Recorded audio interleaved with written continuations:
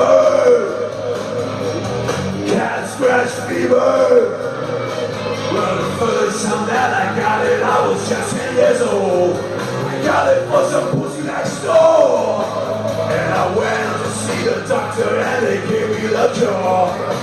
I think I got it some more. They gave me cat scratch fever. Cat scratch fever. I got it, cat scratch fever.